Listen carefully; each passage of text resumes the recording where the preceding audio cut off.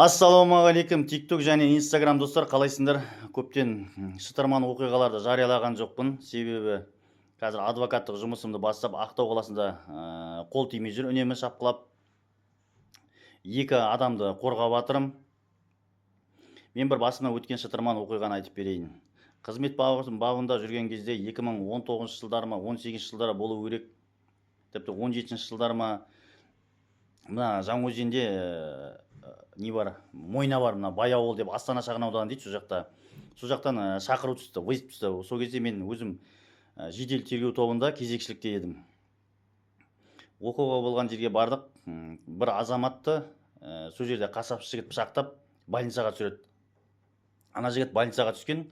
Сосын оқиға болған жерге барып, оқиға болған жерде қарап тексеру хаттамасын толтырып, сол жерде бейне камера бар екен. Мойнаның мал соятын Мойнаның ауласын түсіріп тұр, ішкі, сосын сыртын түсіріп тұр.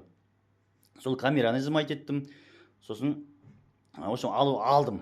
Алғаннан кейін баяғы адам енді больницаға барған, больницадан шықты, аяғын таңдырып, бәрін тіктіріп деген сияқты. Сосын ішке алып барып жауын алдым. Жауын алу барысында ол қасапшы жігіт пышақтап кетті.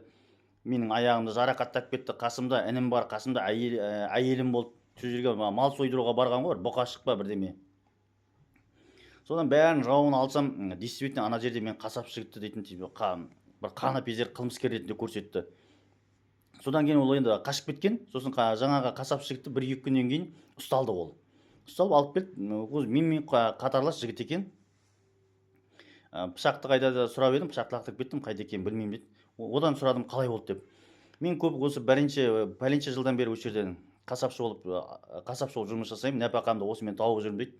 Осы азаматтар келді дейді. Малын сойдырып жатыр дейді.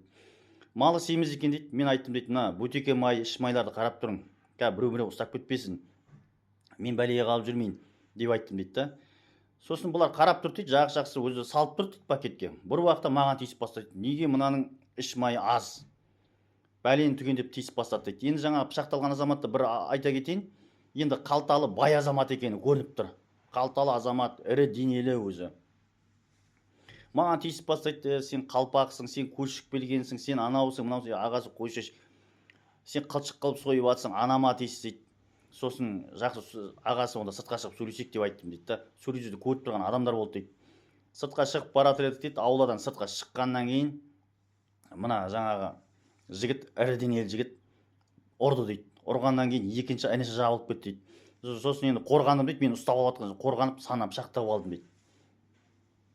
Сосын оқиға болған жерде кім көрді деп едім, сол жерде көрген адамдар бар дейді. Сол жерге енді барып сұраған кезде ешкім айтқысы келмейді ғой.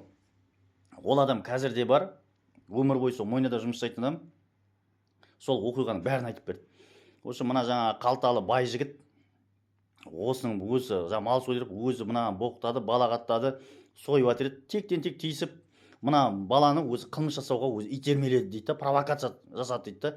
Амал жоқ, сосын мына бала сондайға барды дейді. Сосын енді ішке келіп, мыналарды қайта шақырмайын ба енді? Енді беттестіруге шақырсам, бір уақытта мен сол кезде бір бастығым болған бір жігіт бар, келіп сен неге мыналарды қайта шақыра бересің? Давай сен ана қасапшы жігітті ана ауыр статьямен, ауыр баппен сотқа жібер дейді. Сосын мен айттым, неге мен не қылам, бірден сотқа жіберем. Бірінші тергейін, беттестіру жүргізейін дедім. Жоқ, сен тездетіп сотқа жібер дейді. Мен айттым, сосын камера бар дедім, камерада мынаның өздерінің жабылып атқаны бар дедім да, ана жігіт қасапшы жігітке. Сен ана камераны жоқ қыл жібер, жой жібер, давай оны камераны көрсетпе дейді. Жоқ, сол жерде бастықпен ерегесіп қалдым. Сосын принципиально кеттім да, бәрін араларында беттестіру жүргіздім. Жаңа көрген оқиғаны көрген адам бар, мынау бар, сол жерде беттестіру жүргіздім. Сосын жоғарыда бір департаменттен бір бастықтар соқты маған, бір полковник. Сен неге бүйтіп атсың, сен неге сөйтіп атсың? Сен мынаны неге сотқа жібермейсің? Бұл жәбір көруші. Енді қалталы азамат болғаннан кейін оны көрініп тұр да, өзі аға көкейлері көп екен. Бәрін беттестірдім да. Мына қасапшы жігіттің іс-әрекетінде бұзақылық іс-әрекет қылмыс құрамы жоқ деп істі тоқтаттым. Істі тоқтатып прокуратураға жібердім. Сосын істің ішінен бірақ істі жібермей тұрып, ішінен копиялап, бірақ ұсақ бұзақылық бар, әкімшілік жауапкершілікке тартуға деп оны жергілікті полиция, яғни участковыйларға жібердім.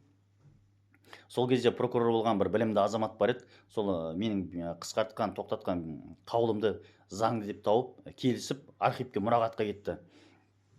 Кейіннен бір уақыт өткеннен кейін қарасам, жаңағы арнайы спецприемникке барсам, арнайы қабылдау бөліміне барсам, жаңағы ол жерде әйелін ұрғандар, жаңағы арақ ішіп машина айдап көлік ұсталғандар жататын жерде барсам, жаңағы екеуі жатыр екен. Қасапшы да жатыр, жаңағы қалталы азамат та жатыр екен. Екеуінде әкімшілік жауапкершілікке тартып, екеуі де 10 күннен ба 8 күннен екеуі екі камерада қамалып жатыр екен барсам. Бұл жерде айтайын дегенім не енді? Бұл жерде осындай кейде қалталы азаматтары өздері бастап, жала жауып, ана адамнан ақша алғысы келді ғой. Қараған ақша алғысы келді ана жігіттен. Бірақ өздерінікін дұрыс деп есептейді да, ол камера болмағанда шынымен де ана жігітке оңай болмайтын еді. Сосын ана куәгер болмаған кезде оңай болмайтын еді. Содан айқай болды, үстімнен қайта-қайта арыз жазды. Өзіндік қауіпсіздік басқармасына барып арыз жазды. Сенікі заң, өзіндік қауіпсіздік басқармасының қызметкерлері соқты маған. Сен неге заңсыз зат жасайсың, неге мынаны жауып тастайсың деп. Мен айттым енді, егер заңсыз болса, прокуратура келіспейді. Егер менікі заңсыз болса, онда мына қылмыстық істі басқа бір жерге беріңдер де, өздеріңіз шешім қабылдаңдар. Егер сотқа менікі заңсыз болса, онда маған тәртіптік жаза қолданыңдар. Менің қабылданған шешімім осы. Яғни мен қасапшы, жаңағы енді қасапшы жігітті жақтап шығып отырмын ғой, былай айтқанда. Маған лайк басыңдар, тіркеліңдер, пікір қалдырып кеттіңдер. Осындай шытырман оқиғаларды салып тұрам. Кейде осындай қалталы азаматтар, аға көкесі бар адамдардың кришалары, олардың ақшалары, рөлдері ойнап кетіп жататын кездерде болып қалады. Ол жоқ емес, ол ақиқат. Сол үшін мүмкін дегенше өте сақ болған дұрыс. Лайк басыңдар маған, комменттер қалдырыңдар, менің парақшама тіркеліңдер. Баршаңызға рахмет. Мен осылай шытырман оқиғаларды басыма өткен сендерге баяндап тұрамын. Бәріңізге рахмет.